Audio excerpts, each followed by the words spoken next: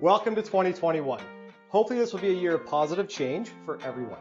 The market's been really busy and I wasn't quite sure if I was going to have the time to put together my annual market review and outlook, but I've been receiving a lot of phone calls and questions about the market, so I really wanted to put something together. So I'm going to do things a little differently this year and start with my outlook on the economy, my outlook on the real estate market, and then we'll review last year's real estate numbers.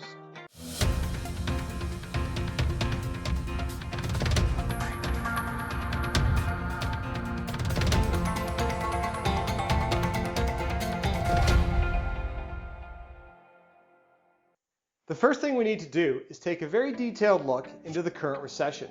This has been a very abnormal recession. It's been extremely deep, but also very narrow, and I think that's really important to understand.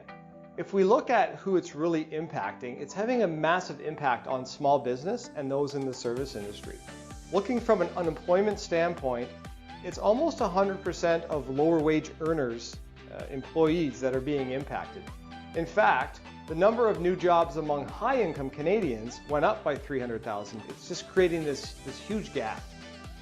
In a normal recession, most of the decline is in the goods-producing segment of the economy. This is not the case this time. The decline has been primarily in the service sector. Because of this, the speed of the recovery should be much faster than any other recession.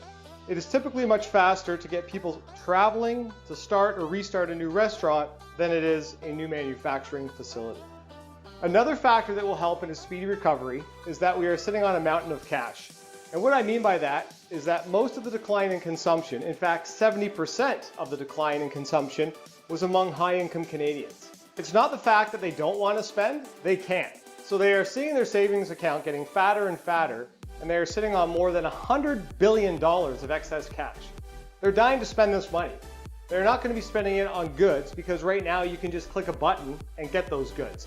It will be spending this money exactly where it needs to be, in the travel and service industry. Once the vaccine fully rolls out and hotels, restaurants, and travel open up again, I feel we will quickly get back to the pre-COVID economy. When it comes to real estate, this recession is the most housing-friendly recession in history. I have heard a lot of people say that the market is still going strong because of low interest rates, which is definitely a contributing factor. But if you compare the rates of 2008 recession to today's recession, you'll see that it's most likely only a small factor. Why, might you ask? Well, today's rates are similar to 2008. In 2008, we didn't have the stress test that we have today. And that makes a big difference, usually 2% difference. So let's keep in mind that a lot of jobs lost were mainly low-wage individuals who typically rent and don't own a house. That leaves an exceptionally large segment of the population that was financially untouched by the crisis who can still benefit from these low interest rates.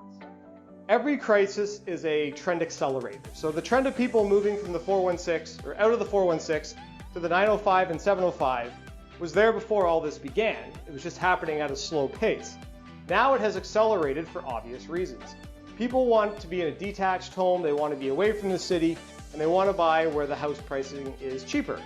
Now keep in mind, when you are in a situation, a crisis like this, we tend to exaggerate the long-term implications of the situation. While I believe that this kind of activity will continue over the winter and into the summer, when we see the light getting closer and closer at the end of this COVID crisis tunnel, people will take a closer look and say, you know what? I can get a home closer to the city for a similar price, and that may make people think twice about the move north. So to sum it up, I think we'll see a market softening a little bit over the next year, but it doesn't look like there will be any major decline in the foreseeable future. So now let's take a look and see how the real estate market performed in 2020. I want to start off with this chart of a monthly breakdown so we can really see what kind of ramp we've got for average house price. We started off 2020 with a solid average sale price of over $644,000.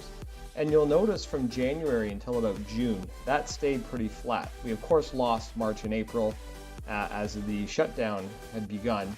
And if you take it from July up to December, we went up to $840,000, almost 31% in that short time. So we've seen quite the increase, an increase like I've never seen. Typically we see 5% per year as the average sale price increase. The last thing I want to touch on is the number of sales in 2020. We hit 937 sales last year, which is the highest that I've ever seen. If we continue at this rate, we could be over 1,000 sales in New Tecumseh in 2021. If you made it this far, I want to thank you from the bottom of my heart and wish you a safe and healthy 2021.